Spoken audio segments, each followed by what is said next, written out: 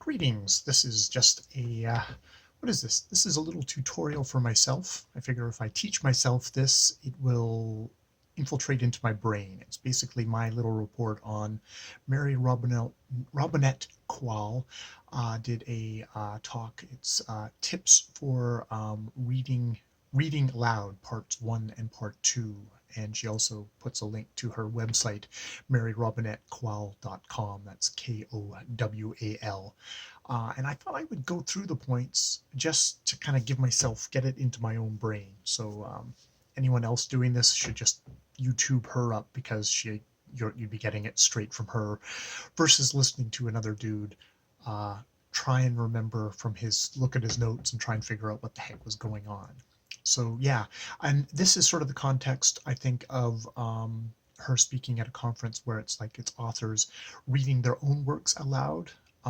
So she does go through a bit about, okay, if you're reading this in front of an audience and you're reading a bit, it's like making sure you do you pick the right little bit for yourself, something with a beginning and a middle and an end, with a distinct number of characters in it. Don't go gigantically thing, because most people can only do like maybe 4 character voices or ways of themselves, especially if they're semi-beginners.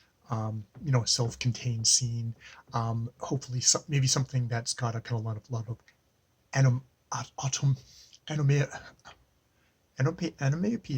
onomatopoeic language in it, stuff where it's like the steak sizzled, and stuff where you can kind of play around with the words in it, if if your writing actually has that, which hopefully it does if it's expressive. And that to kind of keep in mind, like, if you're a guy, maybe try and find something in your writing which is like a first person of a guy talking, of a point of view, or if it's a third person, even the third person can be third person limited on a specific gender. And if you're a guy and you're reading a female point, especially in person, someone's going to look at you and go, but you're a guy, but this character is supposed to be a female, and it will jar them. Some people are good at being able to kind of switch, but sometimes, even if they're really good at it, people will kind of go, holy crap, I can't believe that really convincing female voice is coming out of that dude, or that really convincing male voice is coming out of that woman. So that these are things to keep in mind. So yeah, so then she goes into kind of what things are probably I'm interested in, because the reason I am interested in this is I've been kind of doing this project of reading books out loud to myself, on camera here. A couple of things completely out of print, some of the things that aren't so out of print, but I'm kind of keeping it private here, so I don't mind. So yeah, and it's also just sort of useful to look at it as it's another way of kind of working on my presentation on this channel and on the other one, even though this channel is a little less about presentation, but it's still good to kind of get better at communicating, and even when I'm not trying to communicate with other people. So as she started out with common mistakes that people make. Mistake number 1 is volume. People talk too quietly. Just talking about how, like, live speech, but maybe even when you're recording, it's like you need to project to the back wall. Make sure your voice is powerful, and it's not like shouting. It's a lot of it is using your diaphragm. And like, she talks about, like, if you just say, hey, it's like you can get that's just pushing the air from my diaphragm. It's actually a little bit more difficult. I usually record standing up a lot of times, and that does actually make a big difference with how my voice projects. So yeah, number 1, make sure you're actually projecting, you've got volume, and that's not shouting, but that's just using your breath going through your diaphragm properly, and it's actually as effortless as just kind of regular talk. Number 2 is one that I definitely struggle with, is speed. She says that you should really be talking at about half the speed that you do in regular speech. It should sound like you are taking forever to say your words. And the reason that Kwl says this is that it she gives the metaphor of imagine you are driving down a super twisty road, and yes, it is a super twisty road that you drive all the time, but you've got someone behind you who's following you, and they're like, holy crap, I'm gonna die, we're going way too fast. Well, that's sort of the what's happening when someone comes and he listens to one of your readings. You may know where you're going with this reading, but your listener doesn't. And so it's important to actually slow down so they can process the words, they can take it all in. Though it's interesting, I oftentimes, when I'm listening to narrators, I do speed up the volume when I'm listening to them because they do sound like they're going too slow to me. But that's probably because I've built up that kind of that listening habit over a lot of time.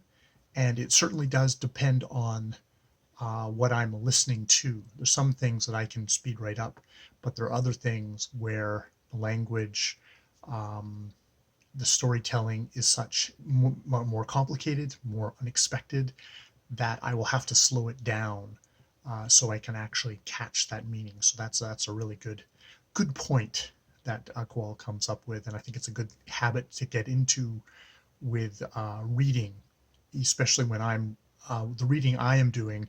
I'm usually coming to the text completely cold, so I am that white-knuckled driver coming to a text for the first time and like, I don't know where I'm going either. Number 3 is drone. That's when you just talk in the same blah blah blah blah blah blah blah blah pattern, and that lulls the listener into sleep, because we're animals, and if it's just kind of a straight line, we stop paying attention. Whereas if you get that, things are happening, there's different changes in pitch, volume, pacing, it keeps the attention of the reader, can make the work more exciting than if you're reading it in a complete that drone. So yeah, those are kind of the 3 common mistakes. And then she goes on to character voices, which she lists a couple of things, and she starts off with the reminder that if it hurts, stop doing it, because someone like Harvey Feinstein, who talks in a very kind of a croaky voice, that developed because he was shouting at a certain point in a performance. Hello, shouting in a performance, and developed nodules on his vocal cords. That was caused by an injury of him damaging his vocal cords. So yeah, starting with that, you get stuff like pitch, which is, going from deep voice up into your nose. There's the placement of your the resonances. That's like, in the mouth, the front, back, middle of the throat. That's the nasal and the chest. There's accents. She doesn't go into accents other than to say, for God's sakes, if you're going to do an accent, make sure you can do it convincingly, or else you will just completely kill a reading for an audience. Pacing, whether your character is speaking in a quick fluid voice, or if they're going staccato and very quick, but very sharp like that. Doing a slow voice. The speeds and the rhythms of the voice. Now I'm doing my Jim Kirk voice. I guess I am. Yes, with weird stuff. There's the attitude of even the narrator. It's like, is it sarcastic? Is it sad? It's you can the attitude in the dialogue can make a big difference to changing how things go. For the mouth, she talks about doing the GKDTBP, which is ga ga ga ga ga, ka ka ka ka ka, da da da da da, ta ta ta ta ta, ba ba ba ba ba, pa pa pa pa pa. It gives you all the kind of the different placements of the tongue, and then using that ga ga ga ga. What did you say? What did you say? Or pa pa pa pa pa. What did you say? What did you say? It's like you kind of, as a way of kind of getting you to be aware of positioning in your mouth and using that to develop a character voice. And I think she ends with one of the main things she ends with is the idea of like, remember that the narrator, for the purposes of for a reader, the narrator, the omniscient narrator or first person narrator, regardless, is a character in the story that has to be distinguishable, has to connect to the reader, and that it needs to be distinct and recognizable. That way you can distinguish it between a character in the story versus going back to the narration. She said she recommended, at least, I mean, I think this is if it what not necessarily like probably for a third person omniscient voice, is to just use a telephone voice, a very much hello, how may I help you, that kind of a voice, and use that. Though obviously if you're reading something where it's a first person and it's like, oh, I know what kind of person this is, then you can develop a voice that way. But to just remember, like, a third person omniscient is also a character in this story that you would need to animate. Hello, Doodle. Yeah, I will leave it there. That is my little memory exercise for myself to learning better narration. All right, more videos later.